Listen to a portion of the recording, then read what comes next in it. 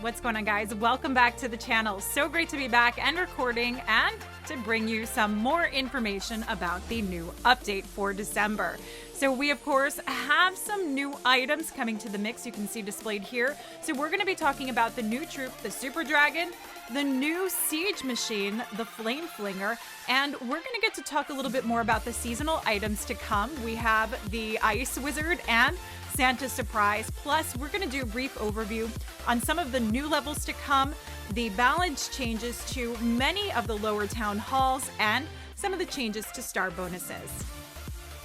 So let's take a look at this new Super Dragon. I mean, first glances at it, obviously stunning. I love the new look of this dragon, and of course it should be definitely powerful looking, being the new Super Troop. But you're probably wondering what distinguishes this from a regular dragon, especially since we have so many different types of dragons now. And that is actually really simple. Beyond the roast ability, you can see here it deals continuous damage that splashes to nearby targets and has more hit points. So the hit points are almost double of what you're getting out of a regular dragon, but the housing space is also double. So you're going to spend 40 housing space on these new super dragons, but when they're working together collectively, they're super powerful. They do spread out a bit, which you have to be mindful of, but of course you have that splash factor. Now, I said it earlier, what we are really going to want to see is how overpowered this is with the Flame Flinger. That combination together, working from opposite ends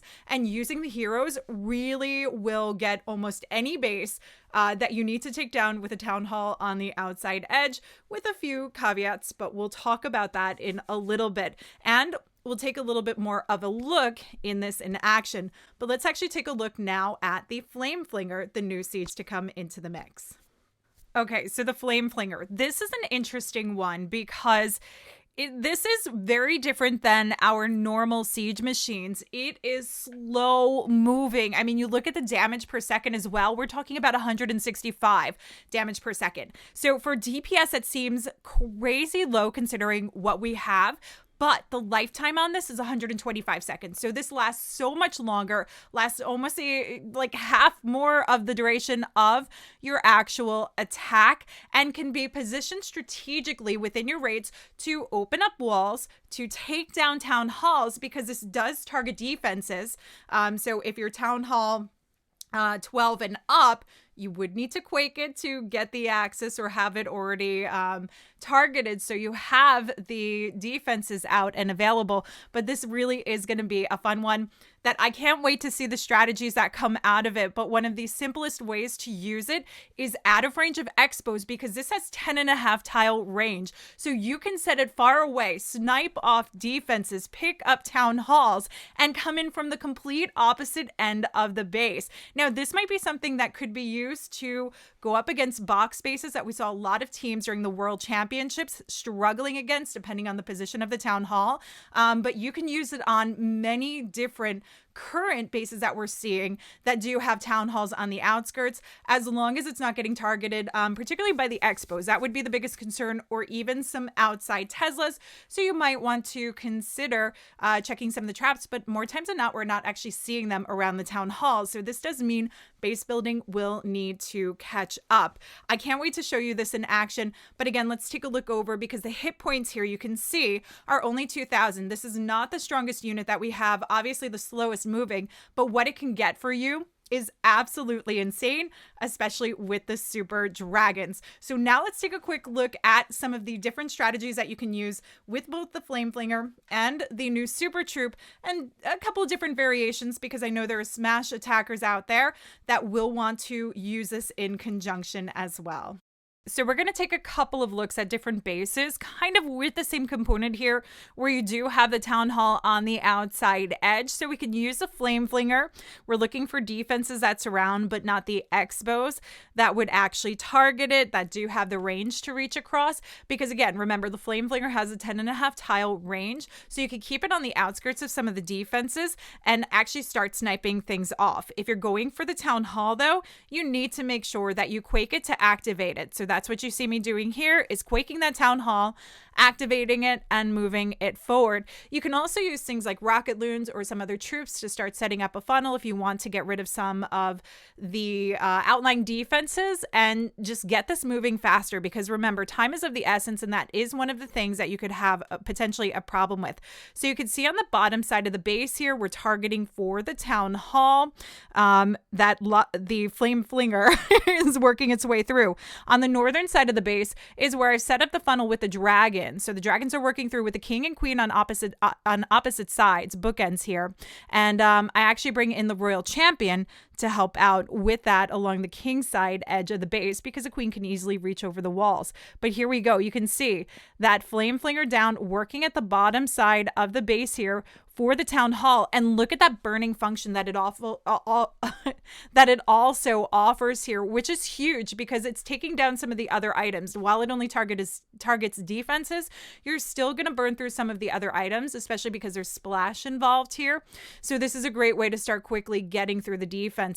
And that long range, able to push through the town hall, taking it down while the dragons are working their way through. And it's still going. It's still going. Bear in mind, it has not unleashed the troops that I have yet to come. And that gave the dragons the opportunity to work their way through. The heroes are still up on the board, working along the royal champ, just dying out. But I've got my king ability. I've got my queen ability intact. So this is huge. And you can really see the power that this moves along with. And look at that. I've got another super dragon coming out of the mix here to help with some of the cleanup that I don't even know if it was really needed, because this is insanely overpowered. So this is another example of using the flame flinger, but instead of using the super dragons, I decided to go in with the Yeti smash and super archers. And actually I did this with super bowlers as well, just to play around with a couple different types of the smash attack strategies.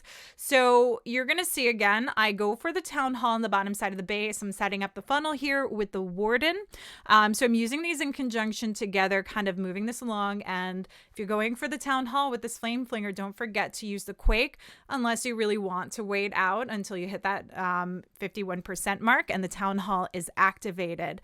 But this is a great way to start sectioning off the base as well, really nicely. So the warden kind of gets going. Again, time can be a huge factor that you have to think of, especially because this flame flinger is very slow moving and you're relying on it to get the town hall. Maybe think of having a backup plan, but I've had no issues about getting this down, especially when I'm bringing in the super dragon in the mix with it.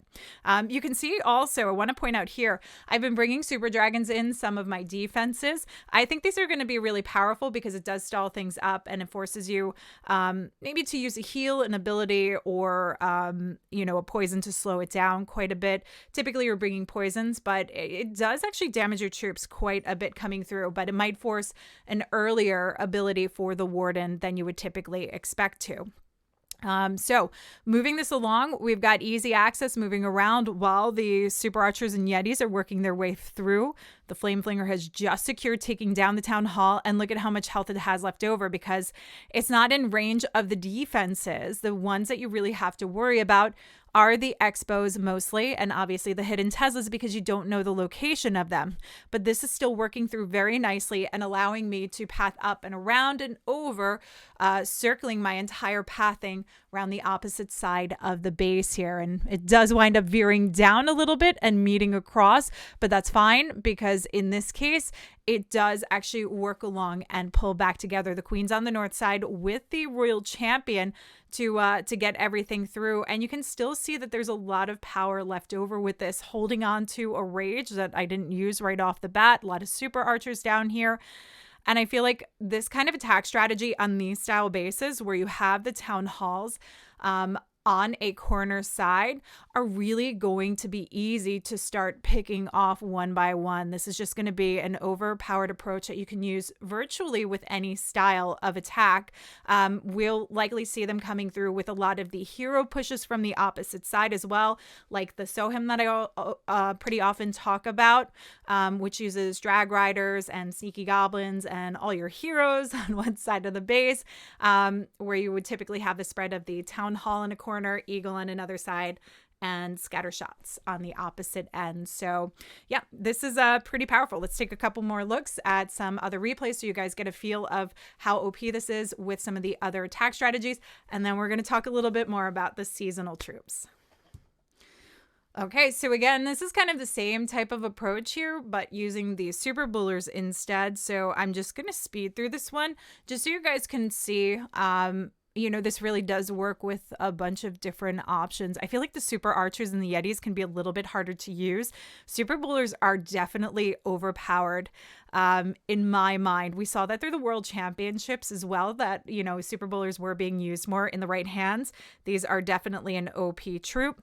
But again, this Flame Flinger, this is going to be probably everyone's best friend for any of these style bases. We are going to have to see bases adapting to it because it's so easy to push along. I mean, the pathing went a little bit wonky here, so it wound up taking it down without the Flame Flinger fully. So it just continues on its way as the super bowlers move up and inside this base.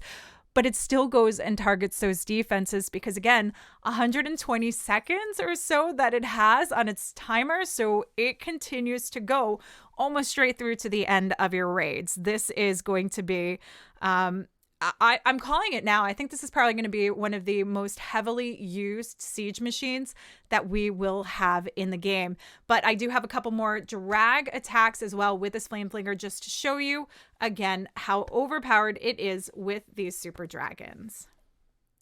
Okay, so the final one to showcase here, though I have many more and I'll probably just put a couple on the back end so you can take a look through. But you see I use the Rocket Loon to start off that warden there, quake up the town hall as well. And it's the northern side of the base that I actually go for with the dragons. But the Rocket Loons to start clearing that path and making an easier approach for the Flame Flinger to actually work its way in, so I'm not wasting much time. And I kind of targeted that Warden Tower, not necessarily because of the range, but because I didn't want to, because of the range. I wanted to make sure that it didn't get targeted, and there is a tight-knit space here. So Rocket Loons can be your friend in starting to open this up depending on what's around. And that allows me the access to move from the top side of the base. While that's going, we get the dragons moving in. Look how fast they burn through. Look how quickly, especially under rage. An early warden ability if you're coming into a splash area is always nice. And you can flank along the sides with your heroes, working this through rather well. This is going to be, I think, just any casual players or, war players that aren't on that pro level, this is probably going to be a big go-to because it is a very powerful strategy. And you see how quickly they can spread across this base. The fact that you're already taking the town hall down from the opposite side and using the super dragons to power through just leaves so much left over for these heroes. And I'm super excited to see what the pros are going to do with this, considering that, you can really just fire your way through the bases. You are literally burning through every building and structure, so much so that you can wind up with a lot of swag at the end here. As you can see, my king ability is still intact. We have the freeze, and we've got a lot of these super dragons left over. So this makes for really easy navigation. If you're not comfortable with those blimps and doing those combinations, this is going to be probably a much better style for you to work with. So some of the other items we have are seasonal items. We're going to get to see the return of the Ice Wizard. I know many of you are excited about that because he does target defenses, the Ice Wizard's favorite target. So this does come in handy, particularly with funneling, and I'll be interested to see if there's some combinations working along with this, I would say in place of the super wizards, but I highly doubt it. Either way, it's always a favorite to come for the December updates, but don't forget, you can't get too used to it because it will go away eventually. But we're also going to have another special item, but this one is a spell. So the return of Santa's surprise spell, I think this is also a favorite. I gotta say, I don't know how much it's gonna be worth it. this is a fun thing that maybe if you want to leave some presents on someone's base, it's always nice to do. But the total damage, despite that it says 1200, is really not that high. You're better off with the Zapquake combinations rather than using this, but it is a fun seasonal item to have. Trying it out with the mortar or even the air defense, you need about 3 to take down an AD, which is basically what you would need for Zapquake. Plus, you can get a bit better of a surround of some of the damage to other buildings. So I think the Zapquake value is way more worth it, but this is a little fun to use.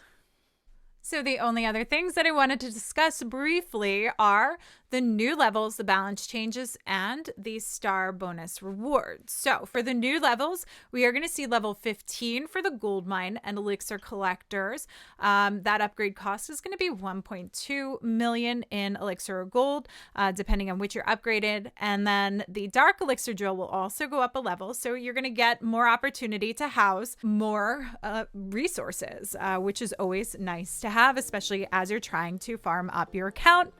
But for balance changes, many of you lower town hall players will be very, very happy because you're going to see a little bit more coming in to some of your troops. There are going to be some more hit points coming in for the barbarians, the goblins, the giants, wizards, hog riders, valkyries, and for the P.E.K.K.A.s, the minions, and the healers. And this is going to be varying between about Town Hall 6 all the way up to 10 or 11. So definitely make sure to check the patch notes because that's going to give you all the information, but that means your troops will be just a little bit stronger. So for the star bonus changes, we're also going to see an increased amount in what you actually earn through that, going from the unranked area, though you won't get any dark elixir in that, of course, but going all the way up through into Legends League. So some additional bonuses for you out there, always nice.